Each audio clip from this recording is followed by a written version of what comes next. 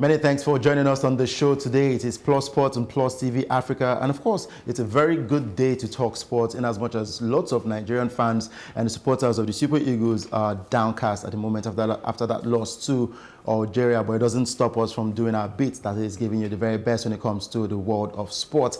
I've got a guest with me, and he's not just a guest. He is a football legend. He played for the national team and also captained the team. And he's nicknamed the Mathematical. And he also guided Nigeria to its first Africa Cup of Nations title at the 1980 tournament in his homeland. His name is Segun Odegbami, the Mathematical one. Welcome to the show. Thank you. Good to have me. Good to have you here on the show. And I mean, it's really nice talking to a football legend, and especially when it comes to moments like this, when a sad result comes for the Super Eagles of Nigeria. Well, sad result, but it is not as if we deserved to have won yesterday. So we lost to superior opposition, and we have to be realistic. You know, in a case such as that, it would have been sadder if we had played better and we had lost that game. So, yeah, that's what it is. That's what it is. And talking about that game, it's about the AFCON 2019 tournament going on in Egypt. And we saw two semi-final games that ended in an emotional manner. In the game between Nigeria and Algeria, Riyad Mahrez scored a stunning free kick with virtually the last kick of the game as his team went on to reach the Africa Cup of Nations final. And the match looked like it was heading for extra time before the Manchester City forward, Mahrez, performed his magic. And Algeria took the lead in the first half, courtesy of a William Troost Ekong own goal, and the Odioni Gallo's penalty leveled the scores following a VAR review for handling Peter Etebo's shot. And that was just the second goal Algeria have conceded in the tournament. Now, looking at that game between Nigeria and Algeria, yes, you said that it didn't look like Nigeria deserved to win that game. But so far in the tournament, it looked like that's how the Super Eagles have been playing along the way. Well, yes, you know, at that level of the game, there's a lot that comes into it beyond just playing well, you know, passing well, moving well. There are other critical factors that come in. So some teams, even when they don't play well, they win. The Super Eagles are one of those teams that we really don't have to play well all the time to win. We could have won yesterday. True. Even though we wouldn't have deserved it, but we could have won. So that's how it is. Algeria were the most organized team in the championship. They looked the strongest up to that point. So when we met them, the only way we could have defeated them was to be tactically superior, to outplay them at what they play. Unfortunately, we were just banking on, you know, one slip, one error on their side. We didn't even create anything to score them, yet we were aided by VAR, and then we got the equalizer. I don't know, but that's football for you. That's football. So unpredictable. Very true. Now, let's look at it from your own perspective as a former player for the Nigerian Super Eagles. You've captained the side as well. Do you think that we have a problem with captaincy? There was no one who was commanding the boys. There was no one pushing the boys forward, urging them on to get a victory. You're absolutely right. In a game such as that, where you have difficulty, you know, you find one or two players who take responsibility. You saw it in the Algerian side when they were having problems winning that game. They got one chance, Mahrez rose up to the occasion, and he delivered. We used to have certain players like that, Kano Nwankwo, JJ Okocha, you know, people who would take responsibility. But we didn't have that. We don't have that in the present Super Eagles squad. And that would be part of the responsibility of a captain. Unfortunately, we have a frontline player, Ahmed Musa, who is captain of the team, carrying the responsibility of captaincy as well as the responsibility to deliver. It was too much for him. When I was captain of the Eagles, it happened to me too. As soon as they made me captain, my goal scoring just reduced, just disappeared. You know, because you now had to carry the responsibility of that entire team. That's what we saw. I had been saying it for a while, that it is always better to have somebody in the central defense or in midfield as captain, rather than to have somebody you depend on to deliver, you know, the goods as a goal scorer as captain. That's my feeling. So you are absolutely right. That's partly what happened yesterday. Nobody to take responsibility and carry the team along and marshal them, whether you are defending or you are attacking, or you do something extra Exactly. We didn't have that yesterday. Now, still talking about the captaincy of the Super Eagles. Now, we've seen teams like Portugal in the Euro 2016, what Ronaldo did with his team, Portugal, even when he was out of the game with injury. On the sidelines, he was assisting the coach, as people actually tagged him as a player coach and a captain of the team. He was the 12th player. Yeah, he led them all the way to victory. We've seen Lionel Messi do this for Barcelona. We've seen a couple of teams do this for their club sides and countries. Now we have a captain in the Super Eagles in the name of John Obi Mikel, who was on the bench. And was he the captain? Actually, well, he has been tagged as the major captain. The captain is Ahmed Musa. Well, looking at both of them, who is on the pitch, who actually plays on the pitch is the main captain. But looking at the balance of play, they say Mikel Obi is the main captain, while Ahmed Musa is the assistant captain. But then we know that on the football pitch, Ahmed Musa was the overall captain of that team. Now, John Obi Mikel was supposed to be the load of experience for the Super Eagles team, but he was on the bench. Do you think he was necessarily needed at that tournament? You have just said it yourself. He was out of the team. He retired from the national team. He cannot be captain now again. So he came in after he had retired. The team now had a captain. Ahmed Musa was the captain of the team. So last minute, they brought in Mikel Obi. And they had a problem, which is history repeating itself. In 1981, against the same Algeria, Njoku was captain. He had retired from the national team. And then I was captain. We had gone all the way to the last match against Algeria. And then they brought Njoku back to come and be captain. And they made him captain of that game. And so we lost it. So it's history repeating itself. That's very elementary. We did so many elementary things that we shouldn't have done. Mikel Obi was not responsible for that team in any way, even as captain. You saw him sit there because he was a totally demoralized person, somebody who was brought to come and save the team, who could not even make the team himself. And you want him to go and be what captain? So we got it all wrong. And of course, still talking about the Super Eagles of Nigeria, because that has to be a major concern. We all know that Tunisia and Tunisia and Nigeria will play in the third place, while Senegal and, of course, the opponent, talking about Algeria, will feature in the finals of that tournament. That will be on Friday, while the third place will be on Wednesday. So let's look at the Super Eagles now, starting off with the coach tactics. What is your sincere opinion on how the coach has performed so far before and during the tournament? Well, I know you have a lot to say about the coach. That's why I threw that. No, he's not. Obviously, everybody knows he's not about castigating anybody. Yeah. He is not good enough for us. You know, a coach who gave himself, you know, I don't know how to put it now. He said the assignment they gave him was to take the team to semi-finals in Africa. So he actually gave away victory before we even started, before we played against Algeria. He said he had achieved his mandate to get to the semi-finals.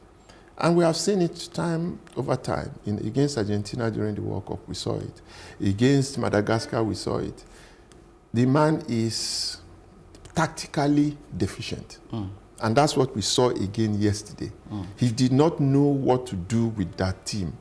A team that played the same way for 45 minutes, and they came back and they managed to equalize. And nothing happened afterwards. They could not even sustain that one goal. And we have in goal somebody who committed the gravest error in goalkeeping. You know, you go and stand, not behind the wall, where nobody could ever have hit that ball to go into. Where you were. And that's where they took that shot and it went in. Against an ordinary goalkeeper, it will never go in, because that's where everybody will want to go to. If you go above the wall, it's so difficult from close up to do that. So you don't go and stay behind that wall and leave that space open, which is what he did. So the coach, for me, I'm not a racist, but I think this our colonial vestige should stop here and now. That everything white is good and everything bad is not good enough. I think we need to start to look inwards at our own people. We have whole generation of generations of players who have played well, who have trained, we have to give them a chance. We have to involve them at the grassroots, involve them in the schools. These are former international players. They are all over the place. True. Bring them in, use coaches that have some experience, use our own, that will go there knowing the psychology of the Nigerian player who wants to go and die. Yesterday they went there and they were not willing to die. I didn't see the we are going to die attitude towards the end of that game. So that's the kind of thing we need. Gernot Rohr has served a good cause. He has served his time. His tenure will soon be over. I beg him, I beg Nigeria, let him go. Let us look for somebody else. Wow. So you think the coach should leave and we should go back to the local coaches. Now, looking at the goalkeeping area, there's a particular picture we got from that game, an analysis from the goalkeeper actually arranged the wall of defense for the free kick, but he was practically standing in a position where he could not even see the football. Yes, this is the picture. He was standing behind and he couldn't even see the ball. Now, are you thoroughly blaming the goalkeeper, or should the defenders have done better knowing who Riyad Mahrez is, the kind of player he is? The goalkeeper sets his wall. You see, that wall is a wall. A ball is not supposed to pass through it. A ball could go above it. When you are close to goal, to hit that ball above that wall, to go up and descend is the most difficult thing in football. That's why when there's a wall, the goalkeeper should not be behind the wall. The goalkeeper should be away from the wall. Where he hits that ball into is where the goalkeeper should be.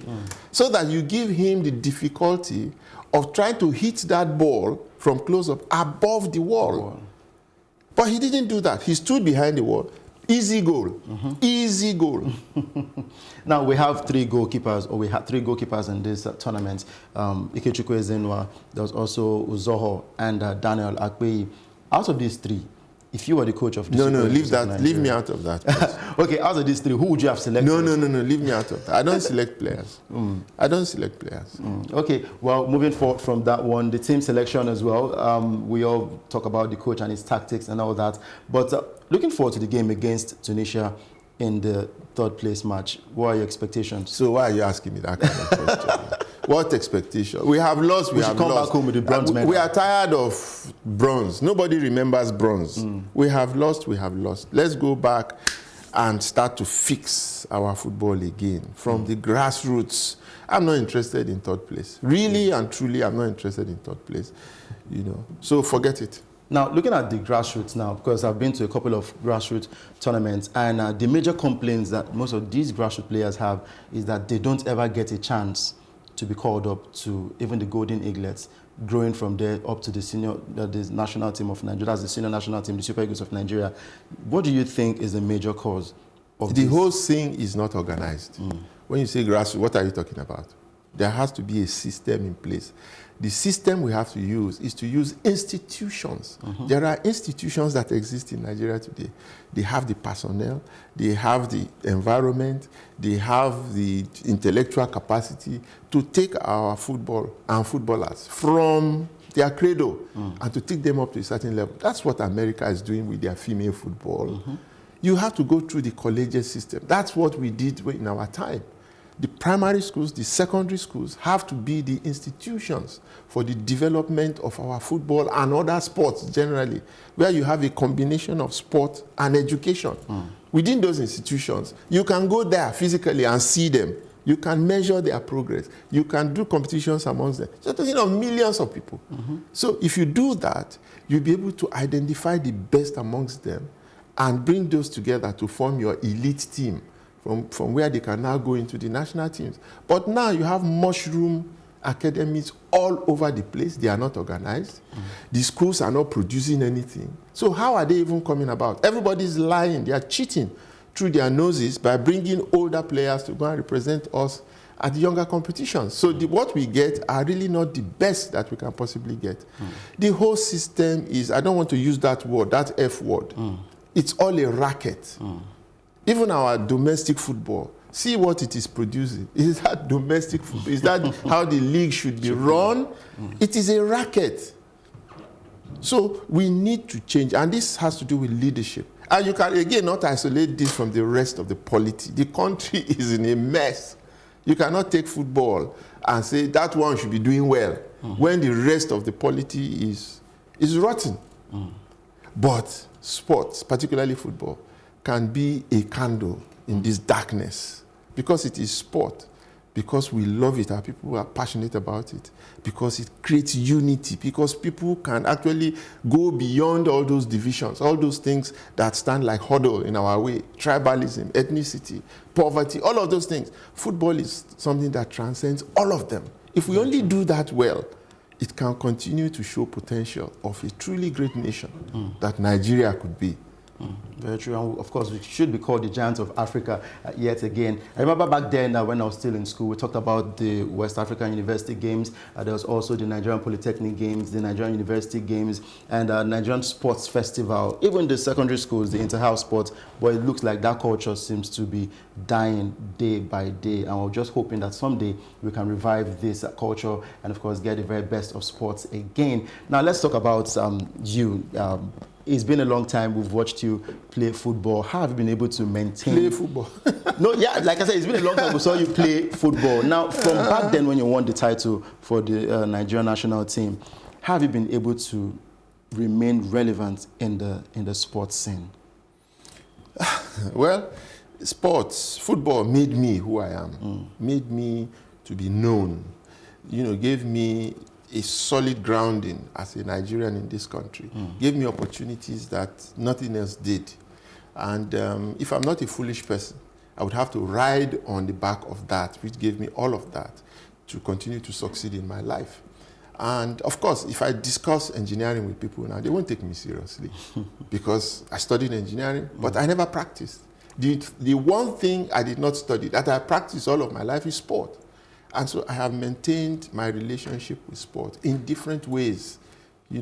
I have been an administrator, I have been an athlete representative, I've managed track and field people, I manage a basketball team, the best in Nigeria today, I manage a football team, I run a sports school, I run a sports academy. I do everything in sports. I'm a sports consultant. I write sports, I present sports. All of that, I am using myself as an example for young people to start to see the possibilities and opportunities that exist in this huge, humongous industry. It is one of the biggest industries in the world, is that of sports, is that of football in particular. But we haven't scratched the surface. There are 5 million viewing centers plus in Nigeria. 50 million people every weekend go to watch this AFCON we are talking about. 50 million. That's power you don't find anywhere that we are not harnessing. I am in that field. So when you say relevance, I'm just there. I'm living by it.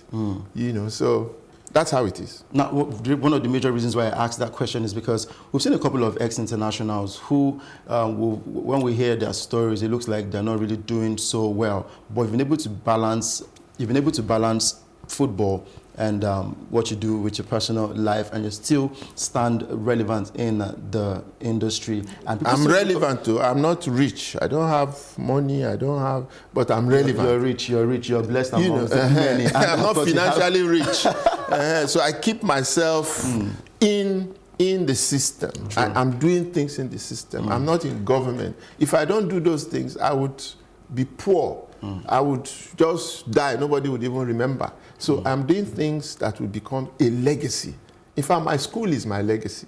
Because in that school, so many things are happening. Unbelievable things. Now let's talk about sports and education as we wrap up with the show. Loads of young talents out there think that they can actually abandon school and focus on whatever sport they choose to go for. They think that that's the way to being in the limelight. But I would love you to give an advice to the young ones out there who think that sports and education don't go hand in hand. It would be a foolish person to think that education goes with everything, including sports.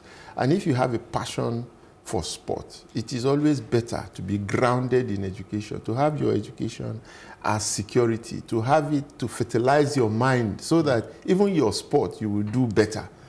So, and if we as a people, as government, now institutionalize sports development, and put them in our institutions. So we have achieved two things. We make football and sports and education the paradise that our children are looking for, because it provides them with incalculable opportunities. The sports world covers everything in life. It is art, it is science, it is medicine, it is law, it is finance, it is health, you just go on and on. All of it is in sport. And you can be an expert in it, you can be a professional in it, you can just, look, people don't know what they are missing by not combining, young people, by not combining education with sports. We should help them by making sure that within our educational institutions, we keep sports there. Thank you very much. It was good having you on the show today. I would love to have you more and more often so that we can get to be educated and learn a lot from you, the mathematical one.